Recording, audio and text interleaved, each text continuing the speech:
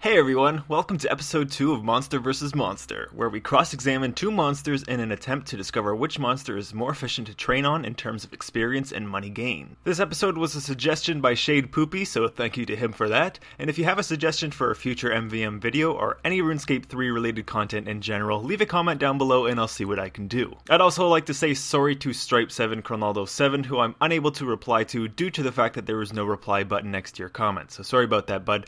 But because of the fact that lava strikeworms are located in the wilderness, there is a high risk of being PK'd and losing all of your money earned. As well, it would be frustrating getting PK'd in an attempt to fight and gather an accurate hourly rate. So because of this, I won't be comparing with lava strikeworms this episode, but that doesn't mean I never will in the future. So this episode we will be comparing the mighty Queen Black Dragon with the not so mighty Frost Dragons. Both have fairly high requirements to not only access, but to also kill effectively. First up to the plate is the Queen Black Dragon, requiring level 60 summoning to enter her lair, and at least level 80 attack or range to kill effectively. She is also immune to weapon poison and stuns. This beast has 37,000 life points during each of her 4 phases, and will grant over 4.6 thousand combat experience per kill. This is including Constitution experience, as well as almost 1700 Slayer experience while on a Black Dragon Slayer assignment. The Queen Black Dragon can attack using melee, ranged, and Dragonfire attacks, but will only attack using melee if you are within range. So if you are using a range or magic combat style, it would be wise to steer clear of her melee range. She has a maximum hit of over 2,000 with attack, 2,990 with range, 2,500 with Dragonfire, and 5,850 with her extremely hot flames. The Queen Black Dragon is extremely aggressive, and necessary precautions should be taken if one is to enter her lair, as the only way out includes teleport, laying the Queen Black Dragon back to sleep, or death. She has no weaknesses apart from Dragonbane bolts and arrows. The Queen does have an above average blue charm drop rate and will drop 3 charms at a time. She is the only monster in game that drops the pieces required to assemble the Royal Crossbow, as well as dropping the rare Dragon Kite Shield. If you're lucky, you can pick yourself up a Draconic Visage, but most of her uncommon drops are worth a pretty penny as well. Most notably her Runite Ore, Grammy Lantidime, and Onyx Bolt Tip drops. She is also known to drop twice instead of once from the rare drop table each time it is accessed. The Queen Black Dragon can be found only within her lair, which can be found through entering the summoning portal on the bottom floor of the Grotworm lair, west of the Port Sarim Lodestone. Equipment style recommendations to fight the Queen Black Dragon effectively include, but are not limited to, at least a minimum of 70 defense and 80 attack to equip Bandos armor and chaotic weapons if using melee, or at least a minimum of 70 defense and 80 range to wield a royal or chaotic crossbows. The rest of your equipment should reflect your defensive levels, and since the Queen can hit quite high with her Dragonfire, it is recommended to have super anti-fires in order to have both hands open to weapons for the most DPS you can inflict on her. An aura of vampirism will be your best friend whilst fighting the Queen Black Dragon, and if you're using melee, I recommend to bring a vampirism scrimshaw as well. Remember to bring your Mighty Slayer Helm or its lesser equivalent if you are on task. That way your attacks will be much more accurate and you'll have an easier time fighting the Queen. Your inventory setup should include the best stat boosting potions you can bring. This includes super attack, strength, and defense potions if you are using melee, or super ranging and defense potions if you are using ranged. Obviously, extreme potions or overloads will be a much better choice if you can make them, so bring them if you can. And super anti-fires are a must if you wish to fight the Queen effectively. 8 super restore flasks should last you an hour, and the rest of your inventory should be filled with food, along with a Beast of Burden familiar. Just remember to bring an emergency teleport in case things don't go as planned, and having the protect item prayer active can help save an extra item should you die or disconnect. You will have an easier time here if you have Soul Split and Turmoil for melee or Anguish for ranging, but in case you don't, you can simply pray against ranged and use Piety for melee or Rigor for ranging.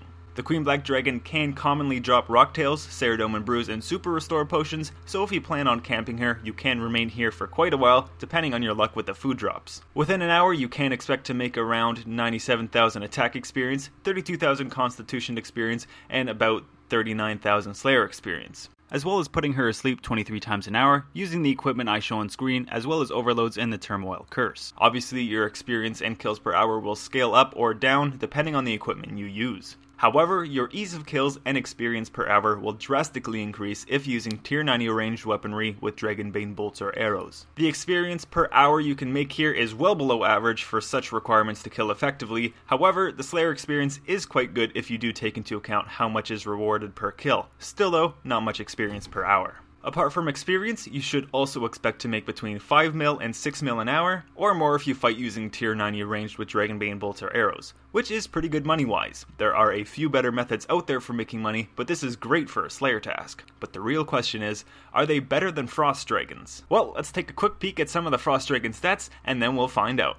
Requiring 85 Dungeoneering to locate, the Frost Dragons are very easy to kill once compared with the Queen Black Dragon. They have 8,500 total life points and will grant over 1,400 combat experience per kill. This is including Constitution experience. They are not an assignable Slayer creature, so you won't expect to make any Slayer experience here at all. Frost Dragons will use all 3 combat styles to attack, with a maximum hit of 300 in magic, 213 in melee, 400 in ranged, and 2,500 or higher with their Dragon Breath. They are also most notably weak to stab attacks and Dragonbane bolts or arrows. These creatures are aggressive, so precautions should be taken while exploring. Frost Dragons have an average charm drop rate, their most common being green charms, and are the only monster in-game that drops the Frost Dragon bones, which is their main source of profit, as well as noted water talismans and a couple of noted high-level herbs and adamant bars. You can also pick yourself up a Draconic Visage, but with the drop rate being 1 in 7,000, you'll have to be quite lucky. Frost Dragons can only be found within the Frost Dragon Resource Dungeon, beneath the Asgardian Ice Dungeon south of Port Sarim. The quickest way to get here is by teleporting to the Fight Caves with the Tuckle Zo,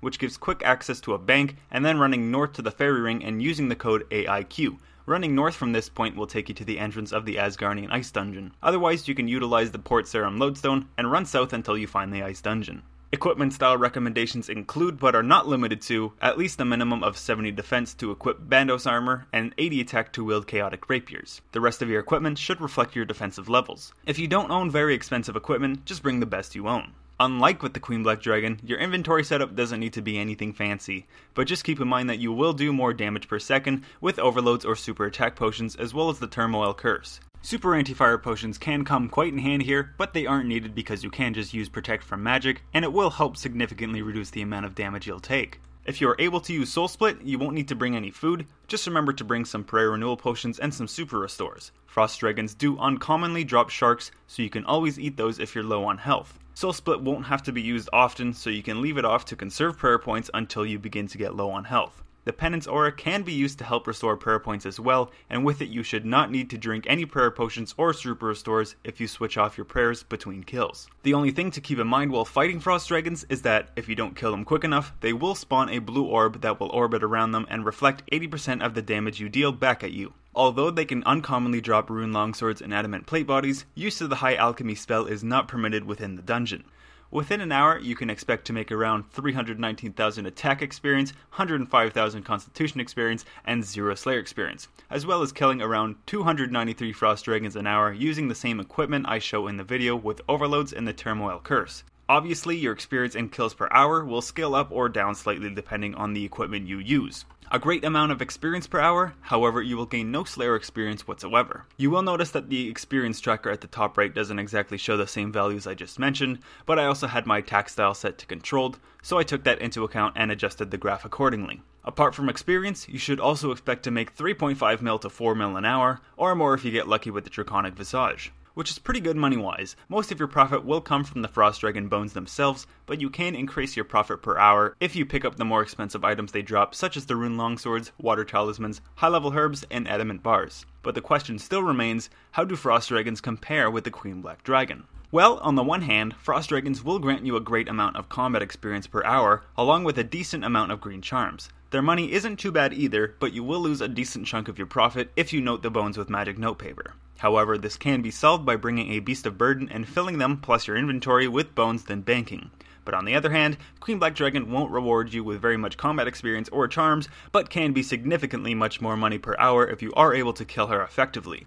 If I would have to choose between the two, I would pick the Queen Black Dragon, mainly for the fact that she can be much more money per hour, but also because, in my opinion, she requires much less effort to kill once you learn how to properly fight her without problems, and there is no need to constantly note your drops with magic notepaper, or sending the bones to the bank with your pack-yak, or even banking due to your inventory being too full of drops. After each fight with the Queen Black Dragon, you can instantly bank all of your drops without ever needing to visit the bank. Obviously, the experience isn't very great, But if I wanted more experience, I could always take a trip over to the Frost Dragons. So what do you guys think? Do you side with the Frost Dragons, or do you agree with me and see the Queen as being superior? Let me know what and why you think so in the comments. And also don't forget to leave a suggestion for a future video while you're down there. I hope you learned something useful from this video, and I'll see you all next time. So for now, take care everyone.